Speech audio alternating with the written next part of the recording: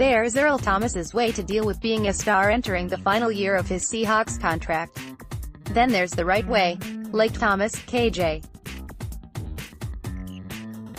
Wright is one of the few foundational, Pro Bowl players remaining on the defense that won Seattle's only Super Bowl 4 years ago. Like Thomas, Wright says he wants to stay with the Seahawks for his football life. Like Thomas's, Wright's deal with the team ends after 2018. They know about that, Wright joked Wednesday. The Seahawks' engaging, popular weak-side linebacker the last 7 seasons was speaking from team headquarters following the second of 3 practices of this week's mandatory minicamp that ends Thursday. Unlike Thomas, Wright is here. He is fully participating in all of the Seahawks' off-season workouts and activities. He's not holding out to scream to all how much he wants that new contract. Why? Why not do what Thomas is doing? Why not stay away, to let the Seahawks and the world know he wants a new deal now, that he won't report to the team for anything until he gets one? Why am I here? Why am I not holding out? Wright said, repeating what I asked him Wednesday. I just want to control what I can control. I want to get better in the off-season. I believe spring ball is the way to improve yourself. And it's my job to make sure I build this chemistry with my defense. I want this defense to be good. I want Coach Norton, new defensive coordinator Ken Norton Jr., to have a good first year. And I've always believed in control what you can control. And that's what I'm going to do. Also, like Thomas, Wright is thinking about his future beyond this year and the $7.2 million he has remaining on his contract. And he wants his future to be in Seattle. I want to be here, of course, Wright said. The Seahawks know that. And whatever they want to do, they'll do. It's my job to be the best that I can be, to make sure that KJ and this defense is good. They know what it is. Yeah, he said with a chuckle, let's get something done. Of course, there are 2 sides to these contract issues. The Seahawks also have their ways of dealing with expiring, second contracts of their stars as they approach 30 years old. Wright's approach is their preferred one. Come to practices and workouts. Mentor rookie Shaquem Griffin, even though the team drafted him to play Wright's position someday. One of the franchise's most dependable and likable leaders, by continuing to buy into Coach Pete Carroll's program that the younger players are learning, by which they are abiding. Seattle Seahawks KJ Wright stands on the field during an NFL football practice Tuesday, June 12, 2018, in Renton, Washington. AP photo, Elaine Thompson. Thomas's disruptive, increasingly acrimonious way is the obvious opposite of that. In every way. Think the Seahawks wouldn't want Thomas here teaching second-year man Tedrick Thompson the nuances of how to play free safety at Thomas's all-pro level? Thompson was the free safety for Thomas in the first practice of minicamp on Tuesday. Wednesday, increasingly versatile and valuable Bradley McDougald moved from strong safety to be the free safety, and second-year man Delano Hill was the strong safety. While Carroll says when asked if he expects Thomas to play in Seattle's season opener Sept. 9 at Denver, we'll see, Wright is where he's been every minicamp, every OTA and every practice for which he's been healthy enough to participate since 2011.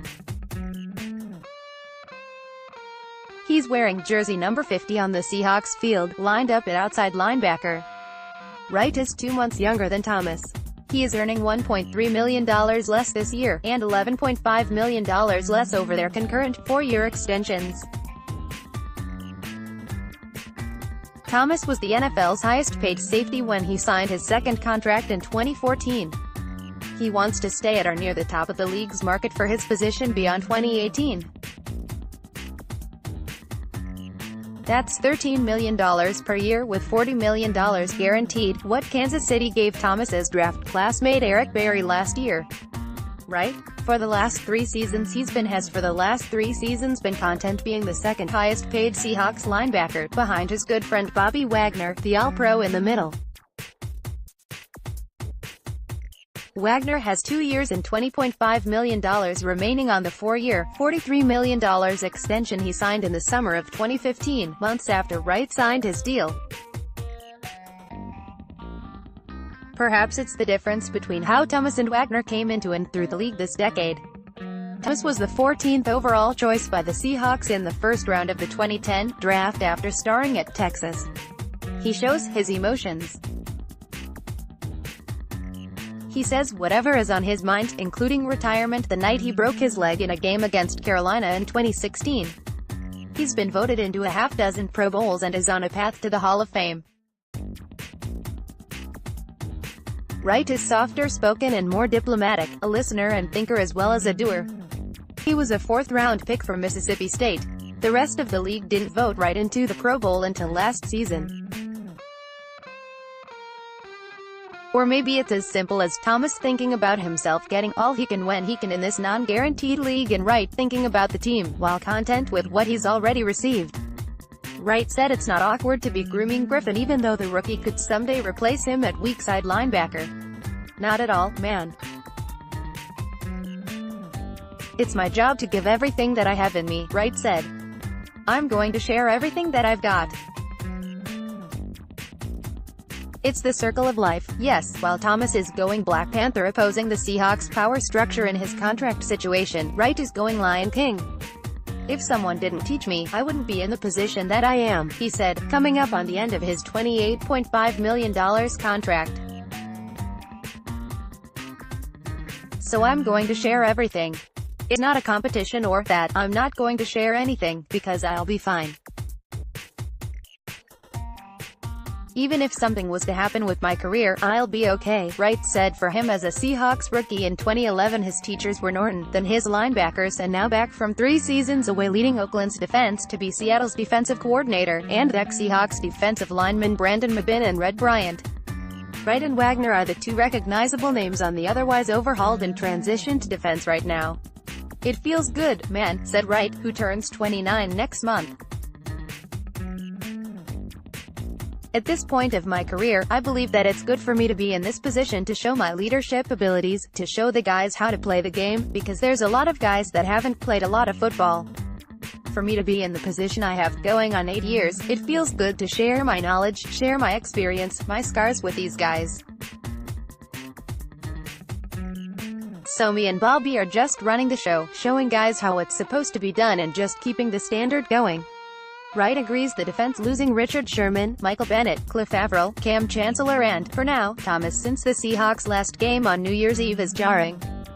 Yeah, I mean, of course you miss those guys savvy out there. You miss their experience because we all came in together, we saw a lot of ball together, Wright said. But it's fun, like I said, like I got Shaquille Griffin at left cornerback right beside me, who hasn't had those years of experience, but we're building it, going on our 2nd year together. It's just fun to restart something and rebuild with new guys.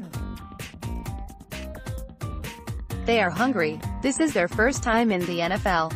And that's an exciting thing. Roster move before practice. The Seahawks announced they signed linebacker Austin Calitro, who was briefly on their practice squad in 2017, and waived the linebacker Daddy Nicholas.